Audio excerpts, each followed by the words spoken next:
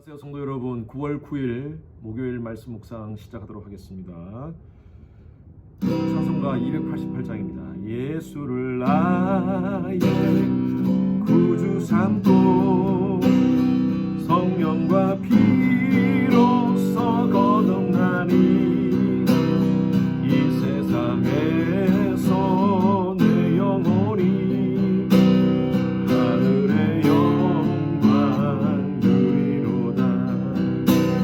이것이 나의 간증이요, 이것이 나의 찬송일세. 나 사는 동안 끊임없이 구주를 찬송하리로다. 3절입니다.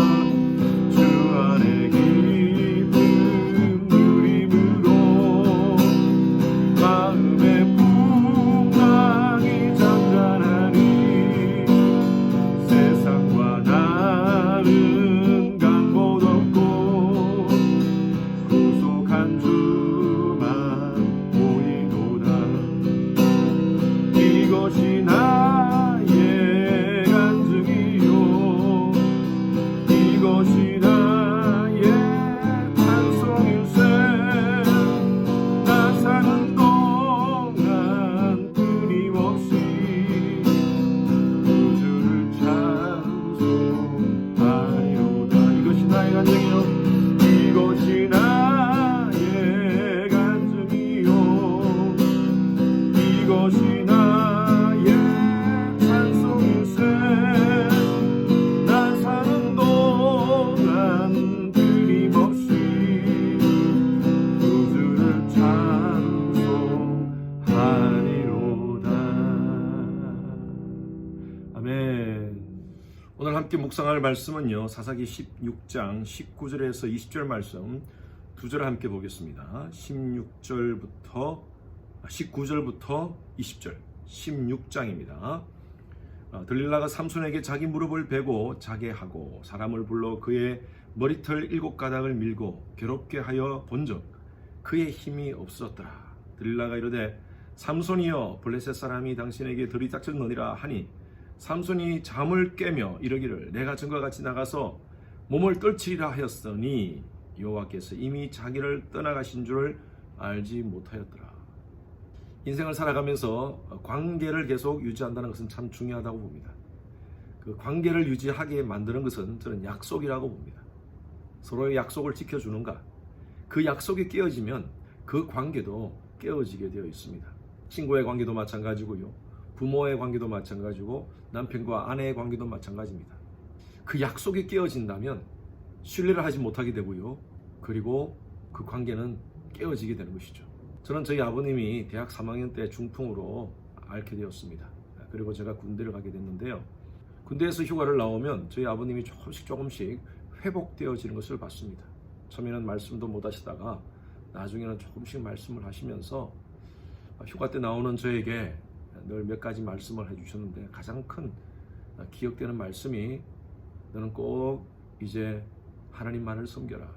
또 고등학교 때부터 친구들하고 밴드 한다고, 또 대학 다닐 때도 대학가에서 나간다고 여러 가지로 많이 음악 활동을 하면서 아버님 마음을 좀 많이 힘들게 했어요. 아버님께서는 하나님 찬양하고 하나님 예배드리는 그런 삶을 살기를 원했는데, 서양 친구들과 함께 같이 밴드하고 그렇게 음악하고 다니는 그 자식을 보면서 마음이 안타까워 하셨어요. 그래서 아버님이 제게 부탁을 했습니다. 너는 제대하면 꼭 하나님 섬기는 그런 일들을 해라.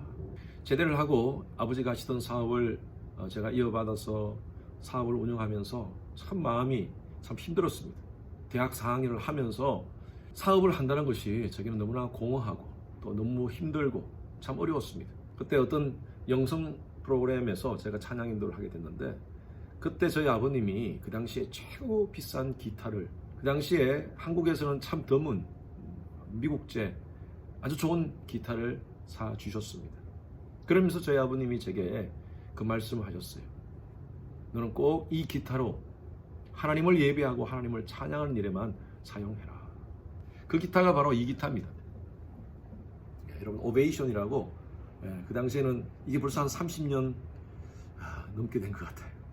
저는 그로부터 아버님과의 약속을 지키면서 하나님을 찬양하는 그런 일에 최선을 다하고, 또 그러다 보니까 하나님께서 이렇게 부르셔서 평생 하나님을 섬기는 목사로서 이렇게 사명을 감당하게 했습니다. 여러분, 삼손의 얘기는요, 너무나 잘 아는 스토리고, 또 우리가 어릴 때 주일학교를 다녔던 분들은 삼손에 대한 스토리가 굉장히 귀에 익은, 또 재미있었던 그런 스토리입니다. 하나님께서 삼손이 태어날 때 나실인으로 살게 했습니다.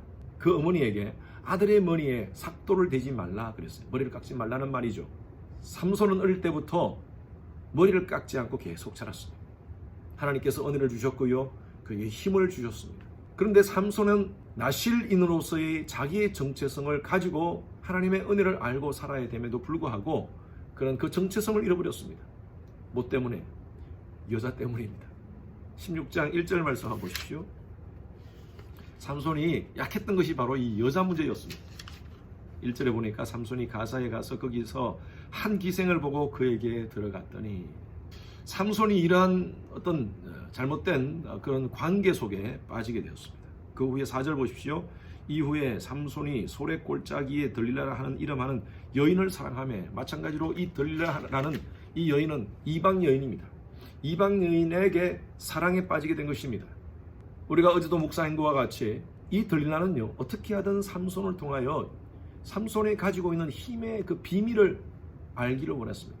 왜냐하면 그 주위에 있는 사람들이 삼손을 공격하기 위해서 이 들릴라에게 은 1,100을 줄 테니까 삼손에게 그 정보를 알아내라. 삼손이 왜 저렇게 힘이 좋은지 그 이유를 알아내라 라고 합니다. 온갖 방법을 다 동원해서 들릴라는 삼손의 마음을 얻으려고 합니다. 오늘 본 말씀 15절 말씀에 보면 이런 얘기를 합니다. 당신이 나를 사랑하면서 왜 내게 그 얘기를 해주지 않느냐? 당신의 힘의 비밀을 얘기해 주지 않느냐? 나 사랑하지 않는 것 아니야? 주로 우리 자매님들이 남편들에게 쓰는 그런 용어 아닙니까? 당신 나 사랑하지 않는 거 아니야? 왜 이거 안 해줘? 당신 나 사랑한다면 이거 해줘야 되는 거 아니냐? 우리 자매님들 주로 그런 얘기 많이 하시죠. 남자는요, 그런 얘기를 할 때 마음이 약해집니다. 당신 나 사랑한다면 이거 해줘야 되는 거 아니야? 결국에는요, 삼손이 그 힘의 비밀을 얘기합니다. 나는 어릴 때부터 나실인으로 태어나서 내 머리에 삭도를 대지 않았다. 내 머리가 그 힘의 비밀이다 라고 얘기합니다. 결국에는요, 오늘 19절 보십시오. 들릴라가 삼손에게 자기 무릎을 베고 자게 하고 사람을 불러 그의 머리털 7가닥을 밀고 괴롭게 한즉. 머리를 밀고 나서요, 흔들어 깨우니까요, 삼손이 일어났습니다. 그때 들릴라가요, 사람들이 당신에게 달려옵니다 할 때 삼손이 이것쯤이야 하면서 뻘떡 일어나서 그들에게 무력으로 저항하려고 했지만요, 결국에는 힘이 하나도 없음을 알았습니다. 20절 보십시오. 들릴라가 이르되 삼손이여, 브레셋 사람이 당신에게 들이닥쳤느니라 하니 삼손이 잠을 깨며 이르기를 내가 전과 같이 나가서 몸을 떨치리라 하였으나 여호와께서 이미 자기를 떠나신 줄을 깨닫지 못하였느니라. 여러분, 하나님의 백성들이 하나님의 백성으로서의 정체성을 잃어버리고 잘못된 유혹에 빠지고 죄를 범할 때 하나님께서는요, 떠나십니다. 그러나 영원히 떠나시는 것은 아닙니다. 한번 택한 하나님의 백성은 하나님이 끝까지 붙으십니다. 그러나 그 죄의 대가를 지불케 합니다. 저는 이것을 하나님의 백성들을 향한 하나님의 간섭이라고 봅니다. 하나님의 백성들이 아닌 자들은 유기한다고 제가 말씀드렸죠. 내버려 둡니다. 그러나 하나님의 백성들이 하나님의 말씀대로 살지 않고 하나님의 뜻을 떠나서 산다면 하나님이 그 죄에 대한 대가, 하나님 앞에 불순종하는 대가를 갖게 하십니다. 그리고 결과적으로 하나님 앞에서 잘못된 것을 그가 스스로 깨닫게 하십니다. 저와 여러분들은 예수의 보혈로 구속받은 하나님의 자녀들입니다. 하나님은요, 거룩한 나실인으로서 하나님 앞에서 구별된 백성으로, 하나님께 드려진 거룩한 백성으로 살기를 원하시는 줄로 믿습니다. 실수하고 넘어질 수 있어요. 그러나 빨리 깨우쳐서 하나님께 스스로 나옵시다. 하나님은요, 하나님의 백성들이 자기의 정체성을 가지고 하나님 앞에 서 있기를 원하십니다.